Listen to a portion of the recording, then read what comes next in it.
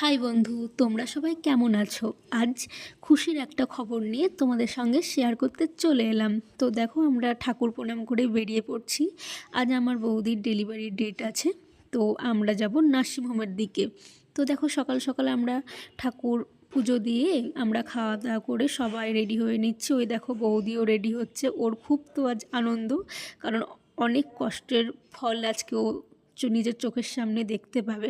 তো দেখো, বাচ্চা হতে যাওয়ার আগে তো কিছু নিয়ম থাকে, সেটাই মা করাচ্ছে।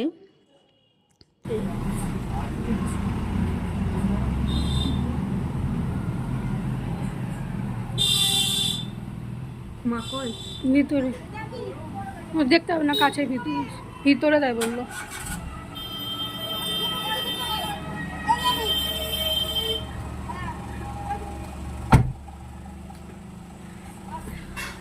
আমি ক্যামেরাম্যান। বৌদি আর মা চলে আসছে 4 চাকায়, আর আমি আর দাদা চলে আসছি মোটর সাইকেল করে। তো দেখো, আমরা নার্সিংহোমে পৌঁছে গেছি। অ্যাডমিট করে দেওয়া হয়ে গেছে। তো এবার দেখো, এখানে ওকে আস্তে আস্তে রেডি করা হচ্ছে। রেডি আমরা মোটামুটি 10টা 10:30টার দিকে অ্যাডমিট করে দিয়েছি, কিন্তু ডেলিভারিটা হয়েছিল মোটামুটি সন্ধ্যে 7টার দিকে। তো আমরা সারাদিন মোটামুটি অনেকক্ষণ টাইম পেয়েছিলাম।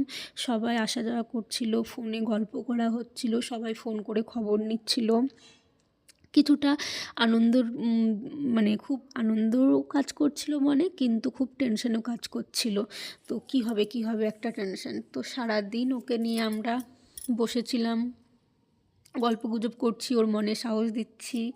এই করেই আমাদের দিনটা মোটামুটি সন্ধ্যে 7টা নাগাদ ওকে ওটিতে ঢোকানো হচ্ছিল। তখন স্বাভাবিক সবাই একটু টেনশনে ছিল, আর যার মানে বেবি হবে সেও টেনশনে ঘেমে যাচ্ছিল, দেখতেই পাচ্ছ।